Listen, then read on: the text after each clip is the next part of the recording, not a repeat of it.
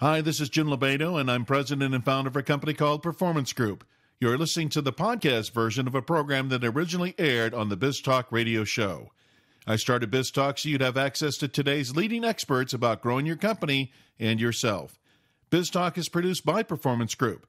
At Performance Group, we work at the front end of a company's revenue stream. We find the salespeople who generate the revenue, and we provide onboarding programs that get them doing that sooner. Our passion is aligning talent with opportunity. That's why we're known as a Salesforce development company. Enjoy the program.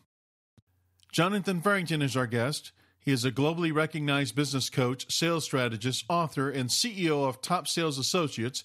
He's also the chairman of the JF Corporation and the creator of TopSalesWorld.com. Throughout his career, Jonathan has guided hundreds of companies and more than 90,000 frontline salespeople and sales leaders towards optimal sales levels. He has also worked with a number of the largest, most successful international corporations. Jonathan's written work has been republished by a host of journals, including the New York Times, the Washington Post, and the London Times. He is consistently named among the top 20 most influential sales and marketing experts. We are fortunate that Jonathan is willing to share insights from his recent article in Top Sales World magazine, The Future of Professional Selling, There's No Way Back Now, a discussion on the future of the sales training industry and Jonathan's predictions on sales for the next 3 to 5 years. Jonathan, welcome to the program.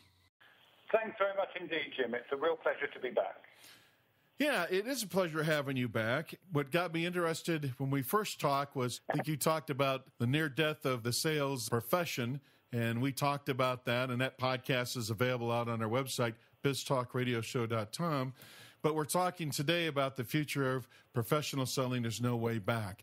And I guess the best way to get into our discussion today, when I read the article, this is the quote that stood out for me. You wrote this. You said, today, the business community has to regard the sales call as an expenditure for which there are substitutes. And for our audience, give us some background of what you're saying, what those substitutions could be for businesses. Yes, of course. I mean, for years and years and years and years, we all believed, and that's we in the sales space, that there was no substitute for face-to-face selling, and no one has been a bigger evangelist for face-to-face selling than me. Reality is with us. And what we have to consider is, given the advances in technology, there are now adequate substitutes. And face-to-face selling is only really necessary, in my humble view, of course, right at the top end where consultancy, genuine consultancy, is taking place. You see, selling is becoming commoditized, whether we like it or not. And you've only got to look around. When was the last time you visited your bank to borrow money? I wager a long time ago. Now everything is conducted online. It's all automated, and so on and so forth. This is exactly what's happening in the sales space. Fundamentally, it boils down to cost. Everything always comes back to profit. All of us in business are there to make a profit. We're not there for the good of our health. And I saw some figures the other day, and I don't remember whether it was from Gartner, but I suspect, or it may have even been Aberdeen Group. Last year, the average cost of an on-road salesperson, including all of their expenses, and I suspect a company car, was $165,000. This is in North America, of course. But the average cost of an internal salesperson was less than $60,000. So if we've got the tools now, and if we've got the technology to conduct our business relationships more and more online, it's a no-brainer, isn't it, surely, that we're going to drive a lot of our sales effort from inside because we're actually creating more profit for our shareholders by doing that. So that's at the root, really, my theory. But what I do want to say, Jim, this is important. You see, I do believe 80% of sales roles are going to change within the next 3 years. And when you say that, many people think, oh, Armageddon, 80% of sales jobs are going to disappear. No. We are going to lose a lot of sales positions, of course, as everything becomes commoditized. What's happening is we're going to see this huge seismic shift from external sales to internal sales. But at the top 20% will remain in their current consultative, collaborative roles. And then if you want to look beyond that, in the course of this conversation, we can do that because frankly, if you look at the 3 in any organization, which is marketing, sales, and then customer retention. I think the sales role is going to become less important in many industries than the other two. We're going to need marketing to create the opportunity. The sales is going to take place online, but it's the quality of our customer care and our ability to retain our clients that's going to give us an edge. Our guest today on BizTalk is Jonathan Farrington, globally recognized as one of the leading sales strategists. We're discussing the article he wrote in Top Sales World magazine, The Future of Professional Selling, There's No Way Back Now, a discussion on the future of sales and Jonathan's predictions for sales over the next 3 to 5 years. Well, Jonathan, in our discussion so far, you're really advocating the growth of an inside sales team, partly because of the rising cost of fielding a sales force and also the efficiencies that they bring to the table. But is that a global statement? Should all of our companies be fielding inside sales teams at this point? Well, I have to say that it's industry specific, Jim. Okay. In some industries, and particularly when you're talking big ticket value, then yes, where relationships matter, then clearly face-to-face selling still has a big part to play. But, one of the secrets of all of this, Jim, is really for us to ask our customers. We can't sit in our ivory towers and dictate how our relationship with our clients and customers is going to be managed anymore. We have to ask them, how would you like this relationship to be? Do you need to see us face-to-face? Are you happy with video conferencing? Are you happy with telephone conversation? Are you happy with email communication? We can't make assumptions anymore. Our customers are busy, they're frazzled, they don't have time unless we've got something original to bring to the table. And if we can bring something to the table that is adding value, and by that I mean it's improving, increasing, reducing, etc., the way that they do business and impacting on their bottom line, they haven't got time to see it. Now, the other point is this. They are coming in, and you must have heard this, goodness knows how many times. Customers and prospects are coming into the buying or selling cycle so much further up the food chain now because they are educating themselves. They don't need us to demonstrate a product anymore. Those days of thinking that, I've had an inquiry, I'll ring them up and ask them if I can come and give them a demonstration. Those days are over in most industries, because the customers almost know as much about our products as we do. That's no longer a differentiator. So, it's the way that it's going. And I think that if we fail to recognize the needs of our specific industry and our specific clients, then frankly, we stand the risk of becoming Luddites, and we're going to be left behind because our competitors are taking a far more modern approach. So, Jonathan, in your experience with working with a lot of companies, but not only that, but being associated with a lot of people in the sales industry, meaning the sales trainers and sales consultants, are there certain industries you see in this being impacted the most, where you're seeing these wholesale changes or drifting towards this inside model? What you could say is, if your product can be commoditized, then you can no longer use your product as a differentiator. And somebody said to me the other day, well, what exactly is a commodity? What defines a commodity? My first reaction was anything that can be bought with a credit card, okay?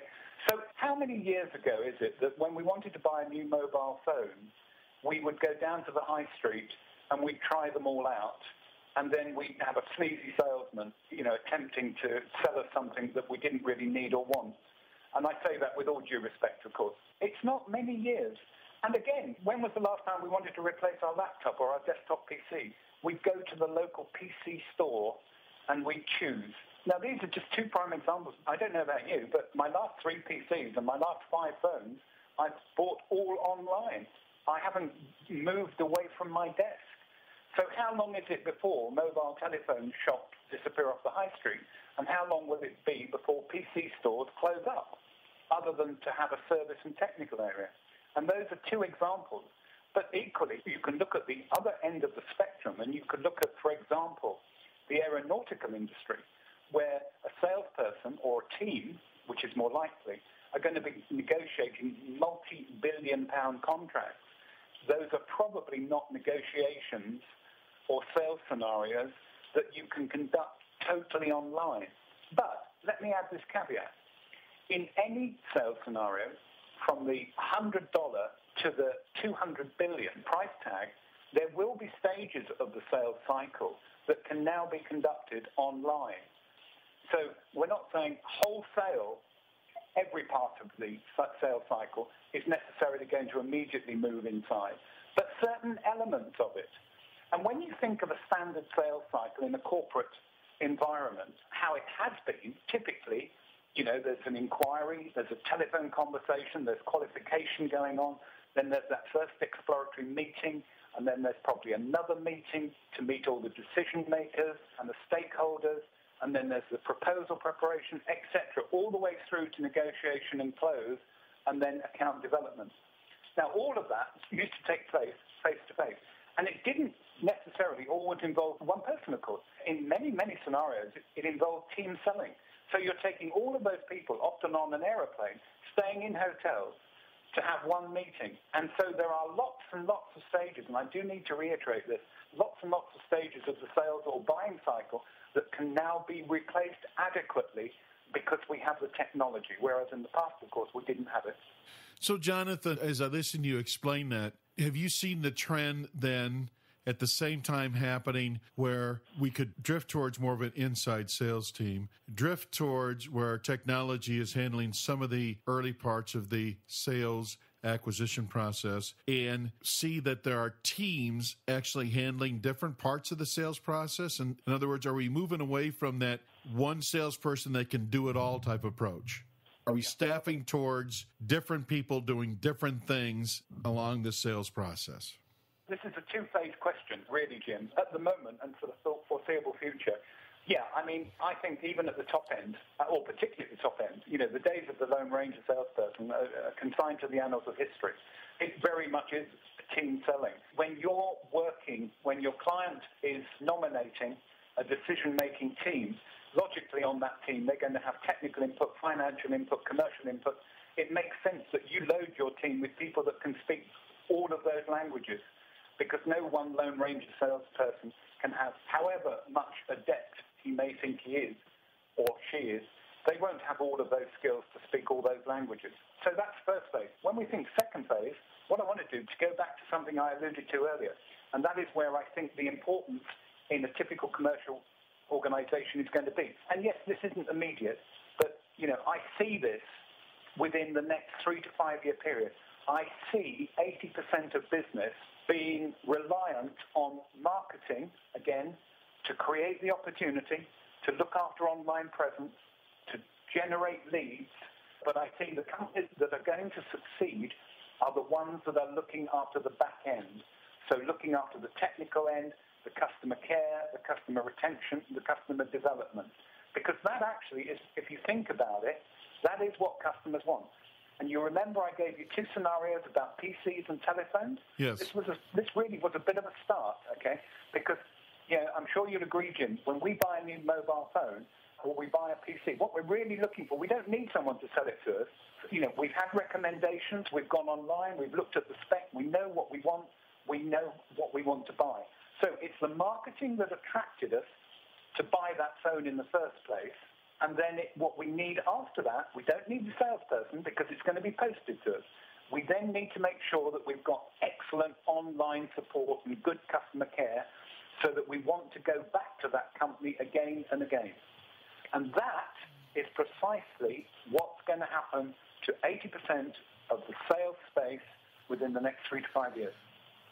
Are our sales leaders going to be embracing and driving this change, or are they going to be kicking and screaming going into this change, in your opinion? Well, it's very difficult to make sweeping observations, of course, because, again, it's industry-specific, Jim. I have to tell you that one of the biggest problems, if not the biggest problem, when we look at how dramatically sales achievement levels are dipping, and, let me give you some numbers. To the half-year point in 2013, less than 48% of salespeople globally, and there are 100 million salespeople globally, less than 48% of them were on quota.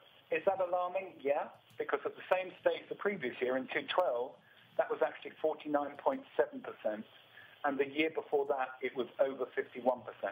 So what we're witnessing, sales achievement levels are dipping, and yet sales costs are rising alarmingly. So, there's another good reason to take action. And the reason I share that with you is because I believe one of the single most significant factors in all of that is the paucity of good sales leaders. And you and I have discussed this before, both online and offline. If you show me an underachieving sales team, I'll show you a very poor sales manager or sales leader. And the average tenure now, according to Charlie, of a sales manager is just 18 months. Wow. Simple as that. Yeah. Yep. I always say as the sales manager, I'm talking about that first level of sales manager. I'm not talking about VP of sales or director of sales. But when you get down to the people managing the teams of salespeople, I always say that's the tipping point in that organization. As that sales manager goes, so goes that team. They're going to drive that performance. Absolutely. I couldn't agree with you more. But, to a certain extent, I've got huge sympathy with them because companies broadly are not investing in their sales management team. They're beginning to invest in their sales teams again, but they're making erroneous conclusions that if a sales manager arrives in the role, then he must know how to sell. And if he knows how to sell, he must know how to manage. And, of course, it's two disparate sets of skills. Oh, absolutely. I always tell people that there's a difference between generating revenue, and that's what a salesperson does, and a sales manager who is supposed to be driving revenue. Well, yes, that is very true. But, it's impossible not to be a successful sales manager. Our guest today on BizTalk is Jonathan Farrington, considered one of the globally recognized leaders in sales strategy. We're discussing the article he wrote in Top Sales World magazine, The Future of Professional Selling, There's No Way Back Now, a discussion on the future of the sales profession. In addition to Jonathan sharing his expertise on the future of sales, you can find other experts that have shared their own wisdom right here on BizTalk. They're available as podcasts on our website and cover business topics in the areas of recruiting, leadership, marketing, performance management, sales and sales management, and personal development. You can download these podcasts from our website, biztalkradioshow.com. That's B-I-Z, talkradioshow.com. So, Jonathan, before our break, we were talking about sales productivity, how it's decreasing, and yet at the same time, cost is going up. So I'm sure there are several implications to that. Let's discuss those. Number one, I would venture to say, and again, I'm talking in broad terms here, that there's a perception in the sales profession that the outside salespeople are the most polished and they do the best job and they're the most skilled. And if you can't make it there, well, gosh, we always have a job in inside sales, that they're perceived as necessarily not as skilled as our outside salespeople. Yes, you're right. In days gone by, inside salespeople were junior salespeople, they were inexperienced salespeople.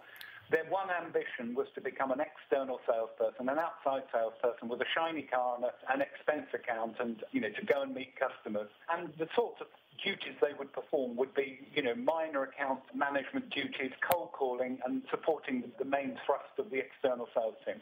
That's changed so dramatically. Inside sales is now a career. I mean, the salespeople that are actually turning up and applying for inside sales roles are graduates. They're looking for a career in sales. They're not interested in going outside. And in the old days, whereas they would only handle part of the sales or buying cycle, for example, they're working on generating leads for the main sales team. Not anymore. Because of technology, they're seeing the sales or buying cycle all the way through, from making that cold call, getting the lead, qualifying it, conducting the exploratory meeting online via video conferencing, the whole DMU, the decision-making unit, presenting online, negotiating online, communicating online, and then managing and developing the account online. So it's my view that the people who should be most concerned or should be most willing to change are external salespeople right now. They are not the safest anymore. So if that's true and people are making that shift, then what shift do they have to make, in your opinion, in looking for characteristics of what a successful inside salesperson may have to have or do or know or skilled in to be effective in that job as an inside salesperson? What attributes are they going to need? Well, Jim, that's actually a very easy question to answer. Okay. Because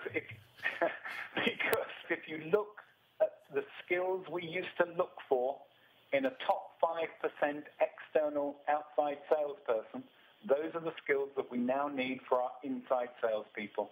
They need good presentation skills, negotiation skills, account management skills, and they need business development skills.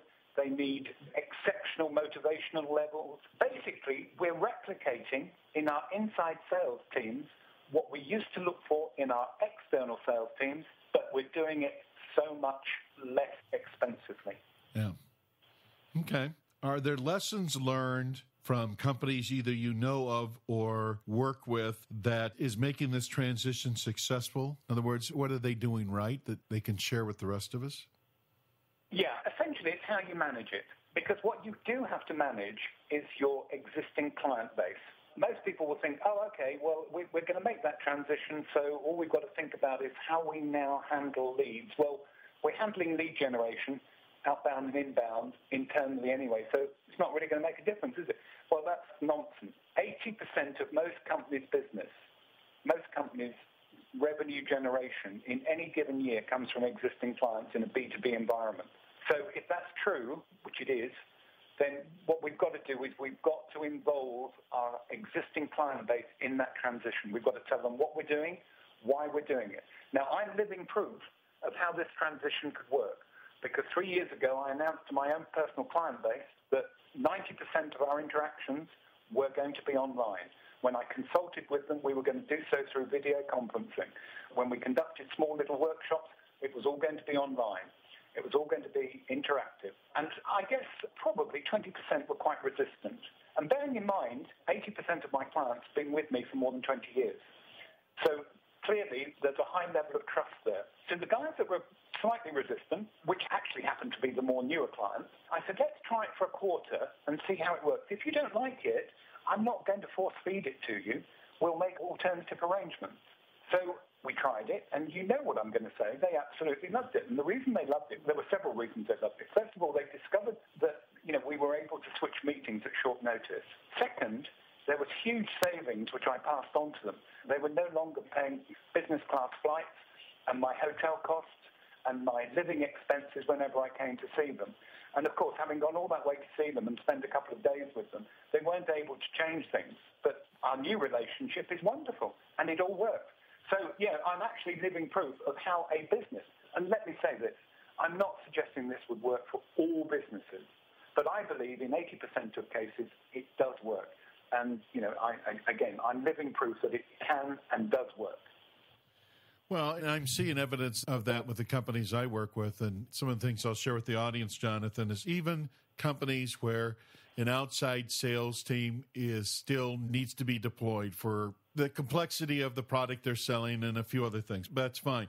But I've also seen these clients of mine start experimenting with inside sales teams to handle customers, let's say, that don't have the sales volume to justify putting a person on the street in front of them.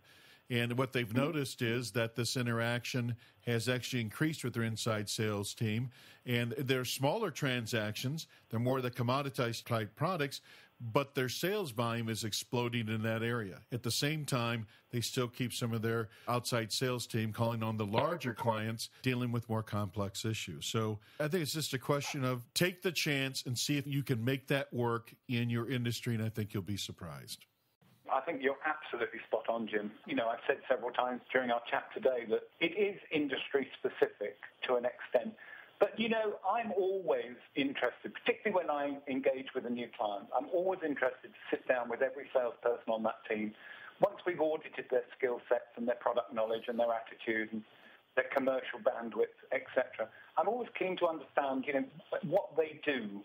What percentage of their actual available selling time is really selling? And, typically it's about 5%.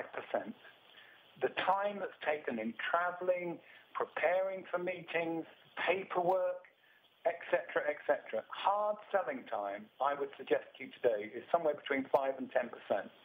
Now, when we get smart and when we understand that every meeting today has to have a purpose, I really do hope the days of popping in to see a customer to see if there's anything going. I really do hope that those days are gone. I hope the days of salespeople walking round industrial estates, knocking on doors in the vain hope of meeting someone, I hope those days are gone. Because, that isn't the way that professional salespeople should be selling anymore. Time is of the essence. I have yet to meet a salesperson, I think, ever, and bearing in mind, I've been very fortunate to train and coach and consult with about, I think, over 100,000 frontline salespeople. Do you know, I've never met one yet that said to me, Jonathan, I seem to have so much time. It just doesn't happen. Absolutely. So, Jonathan, if you're with a CEO of a mid-sized company today, what advice are you giving them? Make sure that you're relevant. Make sure that everything you do throughout your commercial operation, and typically, I always describe the commercial elements of a business as being marketing, sales, and then what comes after that. We've talked about this. Anyone that has a customer interaction, not talking about particularly the pointy heads in technical departments and the grey men in accounts. We're talking about the people who have real physical customer interaction via telephone or via email or whatever, to make sure that they're all tuned in and everyone's singing from the same hymn sheet and everyone understands what the commercial objectives of the company are. I then suggest to them, that they sit down and examine every element of their business and ask if what they're doing is relevant today. And more importantly, and this is why early next year, we are launching a new suite of programs called 2020, by the way, which is 2020 selling, 2020 leading, 2020 managing, and 2020 customer retention. Simply because we want to gain a march, we want our clients to gain a march on their competitors and not think about how typically selling is done in their industry today. Because that's what happens. You could speak to CEOs and you say, why do you do this? And they say, well, that's how it's done in our industry. And my question is it just doesn't pass the so what test anymore. Why take such a myopic, introverted look within your own industry? You might say, how's your customer care policy? Oh, it's not bad. It's about typical for the industry. Well, why not look outside of the industry? Why not benchmark yourself against the very best, not just the best in your town or your city or your industry? And those are the secrets to market dominance.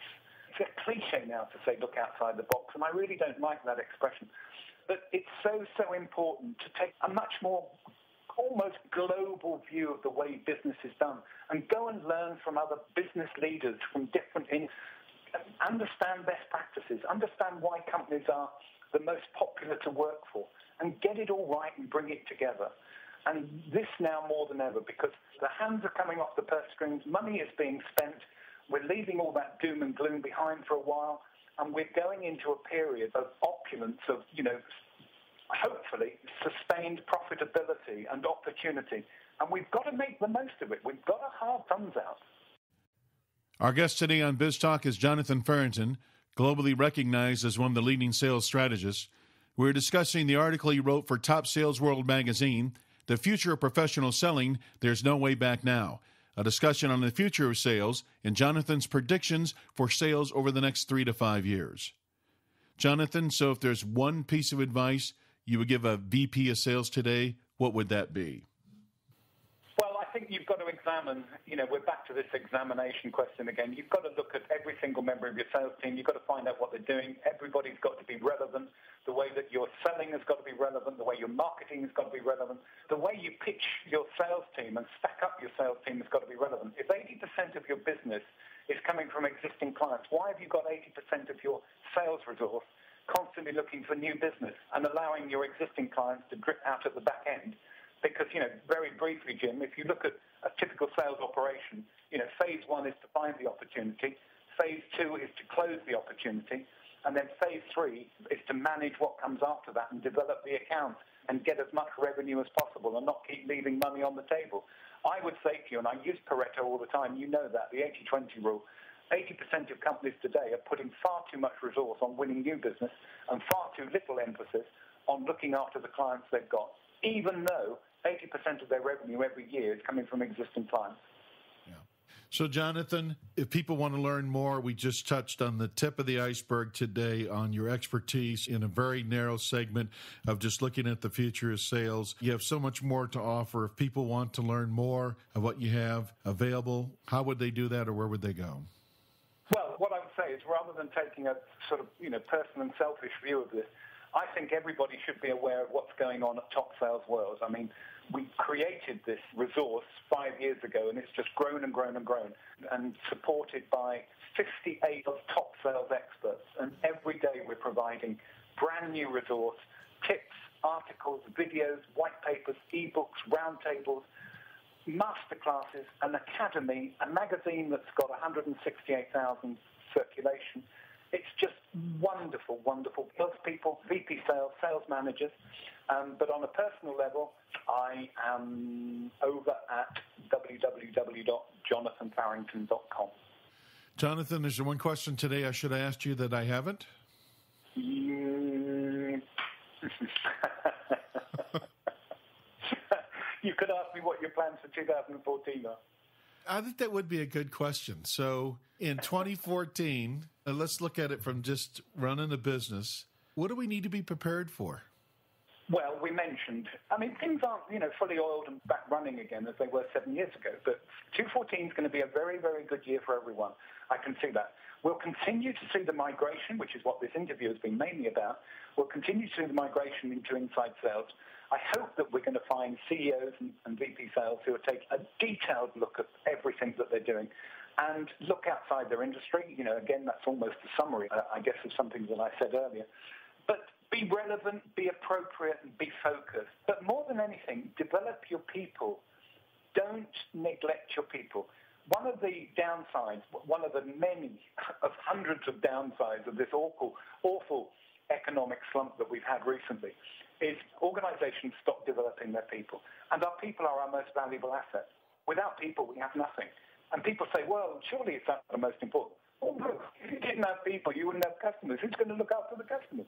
We've got to keep developing our people, and we've got to keep investing in them. But we've got to make sure that the skills that we're giving them are relevant. We cannot keep abdicating responsibility to external training companies, external consultancies. We've got to be on the nail. We've got to understand each individual and the importance that they bring to the company and develop them accordingly. Because properly developed people will give you a return on that investment by a factor of 10. Yeah. You are doing in training and developing and coaching and counseling them is relevant. And so, my one message from all of that would be look after your people, because really, really good people deserve to be looked after and developed. That's what they want. They want to be valued. Yep. Jonathan, thanks for being on the program. My pleasure, Jim. This or other BizTalk podcasts may be downloaded by visiting our website, biztalkradioshow.com, or you can subscribe to BizTalk through iTunes. Follow us on Twitter at BizTalk1040 and like us on Facebook. If you want to learn the strategies finding and getting performance out of A-player salespeople, contact Performance Group by calling 800-950-9509 or visit us on the web at pmgllc.net. This has been your host, Jim Lobaito.